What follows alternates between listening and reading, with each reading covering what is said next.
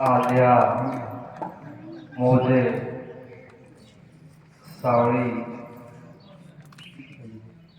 बाणारा या गावामध्ये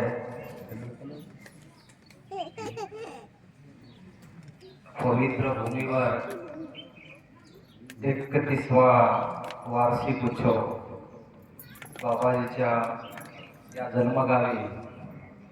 तर आज इथं या मंचावर उपस्थित या गावचे या एरियाचे मान्यवर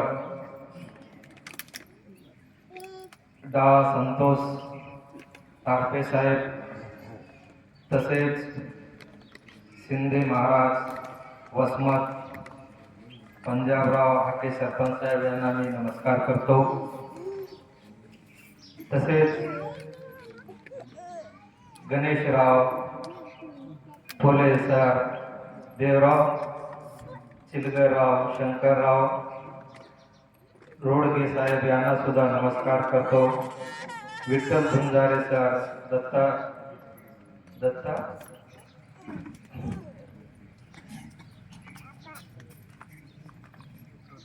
दत्तराव दवसे सर, बबनराव गिराम, सुधाकर गिराम यांना सुद्धा नमस्कार करतो। ज्ञानोबा सावंत, अशोक जयसेवाल, शिवलिंग महाराज यांना सुद्धा नमस्कार करतो। तसेच गोविंदराव कराळे, किशन जुंडे, सावंत साहेब, कपाटे साहेब आणि मुकाडे साहेब यांना सुद्धा नमस्कार करतो।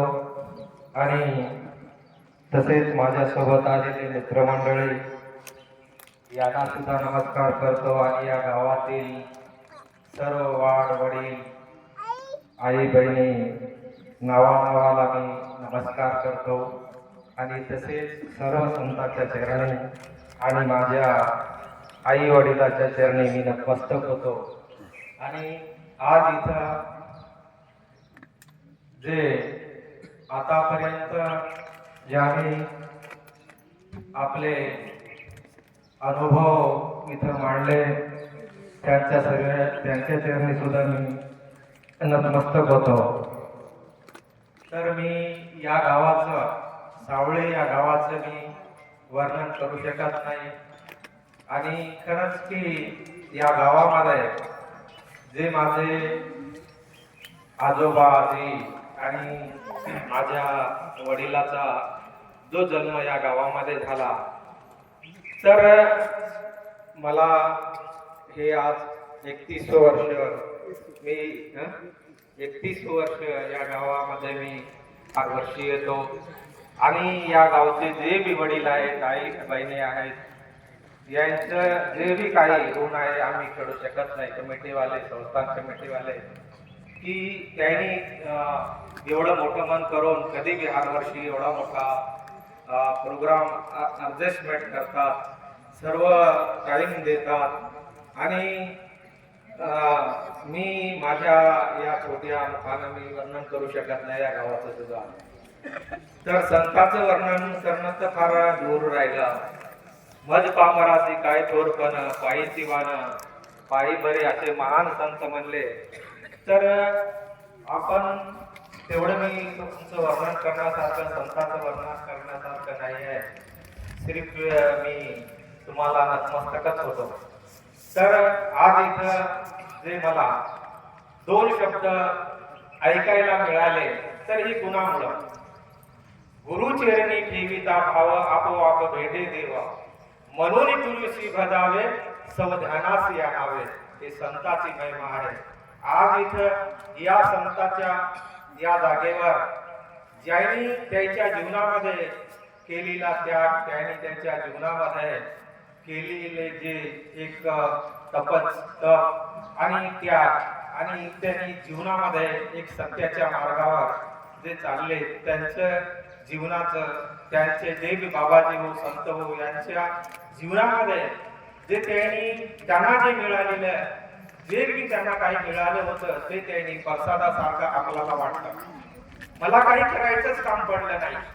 आज मला माझ्या आई वडिलांच्या आशीर्वादामुळं, माझ्या आजोबाच्या आशीर्वादामुळं मला तुमचं एवढ्याच दर्शन लाभलं. हे कशामुळं? माझ्या आई आणि वडील, आजोबा, आजी आता महाराज म्हणले की संतांना आम्हाला इथून जागवायचं काम केलं, की हे आमच्यासाठी फार, माझ्यासाठी तो फार आदर्श आहे. माता पिता गुरु बंधू कृपा सिंधू पांडुरंगा, इथून जागवायचं काम त्या संतांनी केले. आई वडील आणि आमच्या घरामधले भाऊ हो, बहीण हो आणि गुरु हे जीवनामध्ये महाराजांना बी आता तिथं वर्णन केलं की गुरुर ब्रह्मा गुरुर विष्णू गुरुर महेश्वरा गुरु साक्षात परब्रह्मा तस्मै गुरुये नमः. असे गुरु आमच्या जीवनामध्ये जो दिशा देणारे, जीवनाची दिशा देणारे, जीवनामध्ये परिवर्तन करणारे ते गुरु बरेच आहे. शिक्षा देणारे गुरु आहेत, विद्या देणारे गुरु आहे आणि आम्हाला एक चांगल्या मार्गाकडे नेणारे गुरु आहे. पण मी कोण, कशासाठी आलो आणि मला काय करायचं आहे जीवनामध्ये, हे दिशा देणारे, जीवनामध्ये अंधाराकडून प्रकाशाकडे नेणारे ते संत असे फार कमी असतात की ते या रस्त्याने जाऊ नको बेटा, या रस्त्याने जाय म्हणणारे तो संत, सर्वाला शांत करणारे संत. आणि असे फार कमी असतात. बरेच इकडे तिकडे बोट दाखवणारे बरेच असतात. हरी दुर्लभ नाही जगत में, हरी जन दुर्लभ आहे म्हणले. आताच साहेब सुद्धा म्हणले की आजकाल काही कमी नाही, पण महाराजाची काही पुरे तसे नाही, पण इकडे तिकडे बोर्ड दाखवणारे बरेच आहे.